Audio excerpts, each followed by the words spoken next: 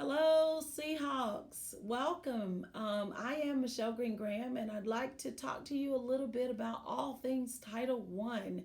Each year, we have a face-to-face annual Title One meeting, but in the wake of COVID, we've had to adjust a little. So today, I'll be talking you through all things Title One in a video recording. Certainly, you can watch this recording at your leisure, but I encourage you once you've watched it, if you have any questions or any concerns or want more information, please don't hesitate to reach out to us. So, parents, let's start with what is a Title I school? Well, a Title I school is a school that's been determined to have an additional need. The Title I status is given to schools that have a high level of poverty, and Myrtle Beach Primary School absolutely fits that. Back when we were doing the actual percent of free and reduced lunch, we would teeter tot between 75% and 84% free and reduced. Well, in these last few years, we've been a part of a CEP grant where all students are considered to be free and they were able to enjoy lunch and breakfast at school at no cost. With that being said, we had to adjust the way that we identify Title I schools, and that was done at the state and federal level. Myrtle Beach Primary continues to meet that need for additional resources based on our Title I status or our high poverty status. Our school each year is awarded funding based on the number of students we serve. Currently, our Title I budget is somewhere in the neighborhood of $400,000. And I know that sounds like a lot of money, parents, but when you look at how we use those funds and what we provide through those funds, you will see that the funds go fast. How do we use the funds? One of the main things that we do with our funding is we provide additional support by people. We pay for an instructional coach to assist our teachers and to help train our teachers, and so that we can provide the highest quality education in the classroom. We also pay for a part-time RBHS counselor. We know that our students have social and emotional needs, and we consider that just as important as the academic needs. So we pay for a part-time person to provide those services as well. In addition to, we purchase a teacher each year. This allows us to lower class sizes, and we see it more now than ever.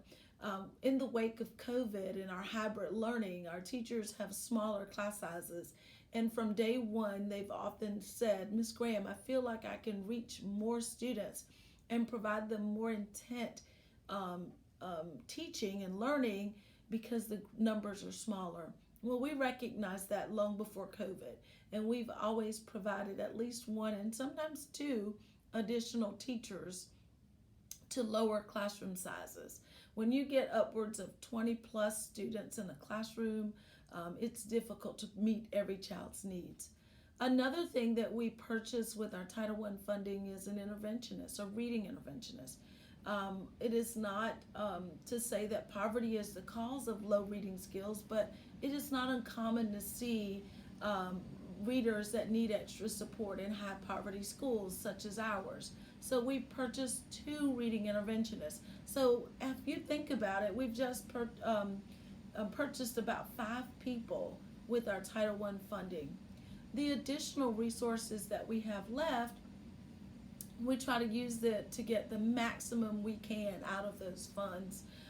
One of the things that we purchased with our Title I funding is this year in particular, we purchased student at-home learning kits.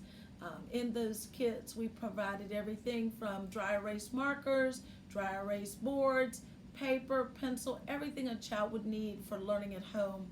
And we did over 700 fine arts bags where everything they would need for their fine arts, as well as over 700 individual student bags for everything they would need in general education. So those are just a few of the things that we've purchased with our Title I. We also purchased the license for Freckle Reading. Our school district provides Freckle Math, We saw the benefits of freckle math. We saw the test scores rising as a result of that individualized digital content. So we purchased it for all 700 of our students for reading so that they can have both reading and math extra help on their own. Students love it. It's a game type format, and oftentimes they use it at home. You might ask them to show you what freckle math looks like, what freckle reading looks like. It is a great resource that we provide, again, through our Title I funding. Another question that I have that I want to answer for you is, what is our school's designated status? Well, our designated status is we are a Title I school. We have a number of Title I schools in our school district, and every student in a Title I school benefits from that Title I status, no matter their family's income level. The beauty of a Title I school is it's not just resources for those who are determined at need, it is resources for every student in our building. Our school-wide program goals. We set goals every year as a district, as a school, and we look toward what do we need to do to ensure that we reach those goals. Of course, we're a primary school. Our number one goal is for students to leave us with the foundational skills they will need to be proficient readers, as well as be able to math, science, social studies. We introduce students largely to that core academia. And it is our goal that students will leave us with those foundational skills to be successful at the next level. And how we do that? We do that through differentiation during our reading small group. We call students back. Now, COVID-19 has posed us some challenges, but our teachers are brilliant, and they figured out workarounds so that they can still provide that individualized instruction that we know our students need. We also, as I said to you earlier, provide reading intervention, which is added support for those who are not reading on grade level or a fluent reader, and we work with them, give them additional reading time. We have special education services for those students who we've deemed that we've tried the intervention and we've tried other supports and it's just not enough. We also have a caring school community is a curriculum that we added this year district-wide, and we're implementing also at Myrtle Beach Primary. And that curriculum focuses on the social and emotional learning of a child. Our students were out of school nearly 6 months, if including summer, and that's a long time, and that's out of the routines and the schedules and all the nuances of school. So we added in the caring school community. We spend 30 minutes each morning sitting with students, old-fashioned circle time, as you would call it, except we're not in a circle this year, and we're talking about issues that really concern them and helping them to digest it all. We had to teach students why it was important to wear a mask and what the mask does for us and how we take care of each other. We had to educate students on what's going on in our world. Every time they turn on the TV, they hear about people dying, and we had to help them to put that in a place where they can understand it as best they can at 6 and 7 years old. That's our social and emotional time each morning. We've also added, as I stated earlier, digital content, more digital content. And I know there's a lot of concern about screen time and students on screen time, but that's the best we can offer at this time to be more individualized. Because we can't come one-on-one as close as we have in the past, we have to rely on other resources to still provide students with that one-on-one, intentional focused lessons that digital content can provide. Many parents probably have heard your students talk about MAP testing or DIBELS testing. Some of you or all of you, we may have contacted either through Leap Days or Current to schedule for them to come into school to take part in assessments. Well, these assessments are important. They help us to know where your child is academically and where we need to provide support as well as extend the learning. Our school participates in DIBELS testing, which measures students' reading fluency and vocabulary. We also participate in MAP testing, which is a diagnostic test that is nationally normed, so we can see how our students are doing as compared to other students in their grade and in their age range all over the country. I want to tell you about some resources that you're going to receive home. Of course, this first bright green neon flyer tells you about the fact that we do have a Title I meeting out there, and that Title I meeting this year will be, we'll post the link on Facebook, we'll post the link on our website. We'll also, teachers will be posting the links on their Seesaw, and that's simply what that is. This is our Title I newsletter.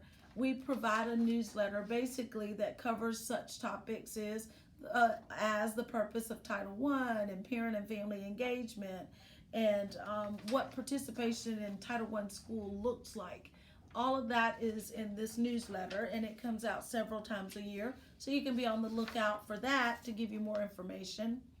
This is the School Parent Compact, and it's actually a brochure that will be folded something like this. And basically, because we are a Title I school, the state requires us to enter a compact with our parents. We have agreements. The first little bullet says the principal agrees to. The next one says the teacher agrees to. And the last one says the parent agrees to. We're all in this together. We're all working together for the success of your student. And we all have a part to play, as you will see in this brochure. Another brochure that you will receive, and this one is called Parent and Family Engagement Policy. You have rights.